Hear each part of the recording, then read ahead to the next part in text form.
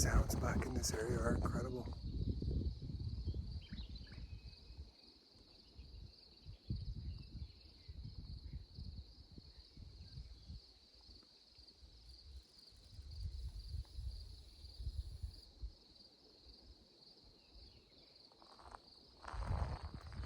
There's a cave right there, and it's taking all the discipline I can muster not to go up there, but I'm not going to go up there. I'm going to carry on.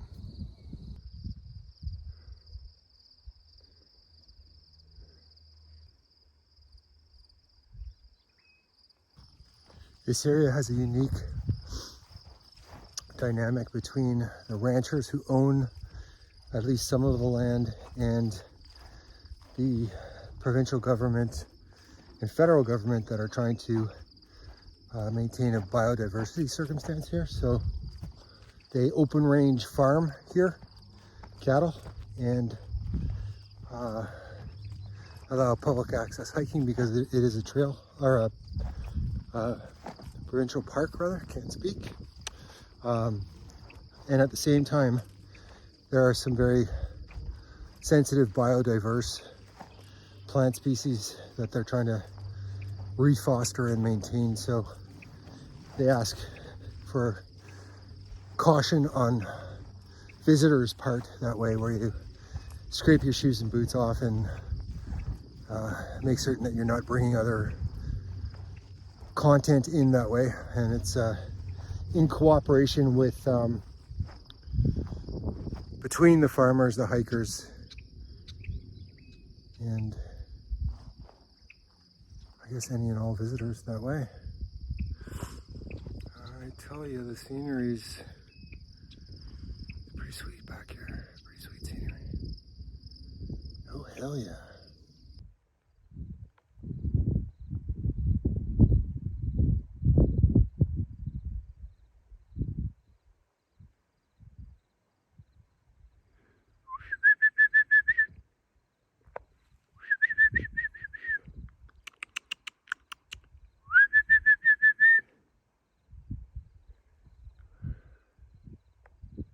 Okay, run, buddy. This is where you take off. I'll keep going towards it and see. We're going to talk about this in a second once I see what this deer does.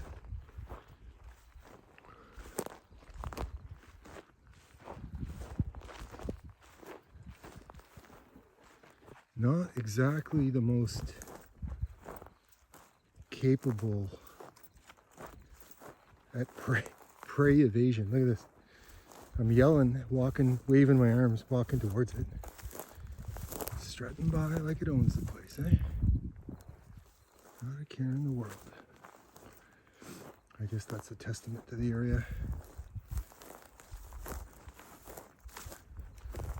Let's get in a little closer. Hey, look at that, with the radio spectrometer thingy in the background.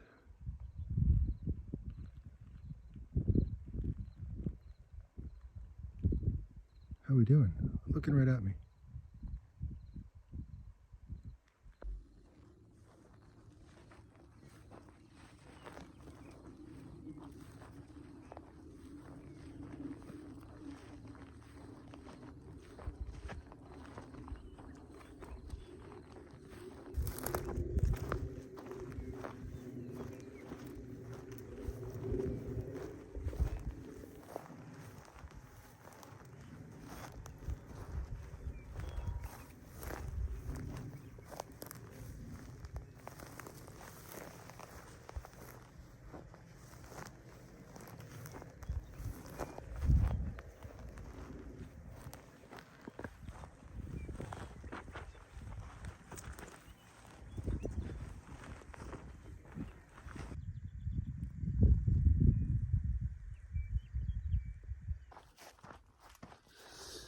The Canadian radio spectrometer, I wish I could remember the name of that thing behind me there.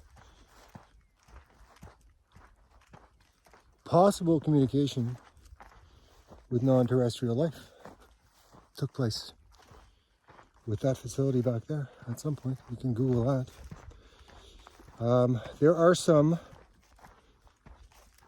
considerations in this part of Canada. This is, as I'll show you with a pan here, this is the northernmost desert climate in North America.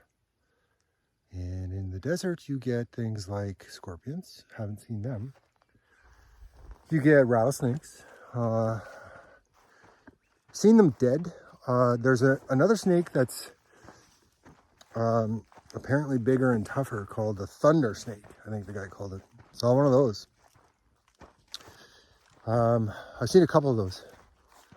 And they're big. They're bigger than the rattlers. And I was standing there mesmerized by one, and this guy was going by me, and I talked to him about the snake briefly, and he explained that according to him anyway, those snakes that I'm describing kill and eat rattlesnakes, so you know they're tough and big. Hornets as well. I have had visuals of individual hornets today even, and it's early in the season for sure, and you certainly don't want to be in proximity to a group of those in this part of the world. Funny little FYI, those hornets in this area, I was informed, feed on a few things. I think one of them is pheromones, and they, based on that, can sense adrenaline, fear, aggression, whatever floats their boat, and kind of like sharks, it increases their agitation and aggression on their end. So, FYI about the hornets in this incredibly beautiful area. Never in my life had an incident with them, or rattlers, or what was the other one? Scorpions. Never dealt with scorpions either, but they are here. They're in this area. So just be aware. There are other carnivore concerns as well, but thankfully never been a huge issue that way either. Forgive the traffic noise of that car going by on the highway back there. Let's get back at it. Red ants, I forgot, and I have had issues with them. If one starts on you, as in bites you, they don't sting, they bite. It stings. You're aware immediately, and it's advisable to address whatever's going on there, because I'm not going to eat you alive or anything. At least I don't think so. Yeah, the red ants are in the area as well, and they make their presence felt immediately. But otherwise, holy mackerel, look at the scenery. Look at that. So nice.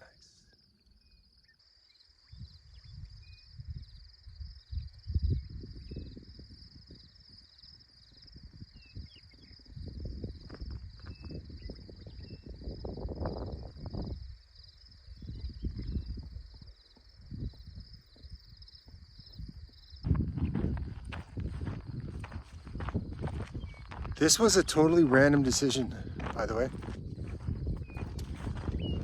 I was intending to go to Yellow Lake today and do a little fishing, but instead, I don't know, my headlights just sort of ended up back this way. The car is kind of right over there, so we're going to be out of here pretty soon. We'll give one last pan, because why not, of the White Lake Conservation Area hike, just around the corner from the Canadian radio spectrometer.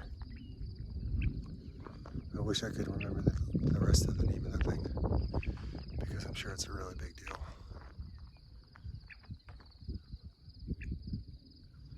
The amount of money they spent on that thing, looking for ET. It's not funny.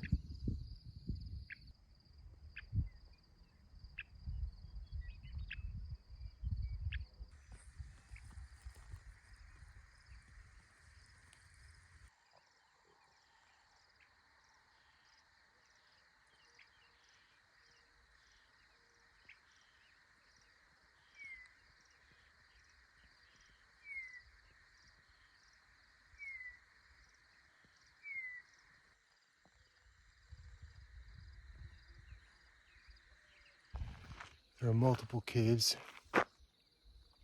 in this little section back here.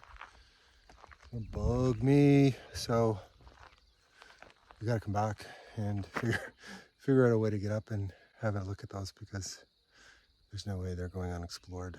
That's for certain. I'll show you next time. Can't do it today. It's too late in the day and I've already had a good go at it. Hey, you want a view?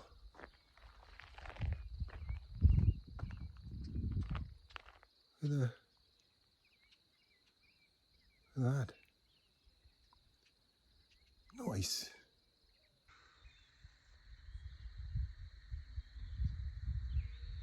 And we're back at the beautiful Alabama vehicle in the parking lot. Thank you so much for watching, guys. I really enjoyed this White Lake Basin Biodiversity Ranch hike just around the corner from the Canadian Radio Spectrometer.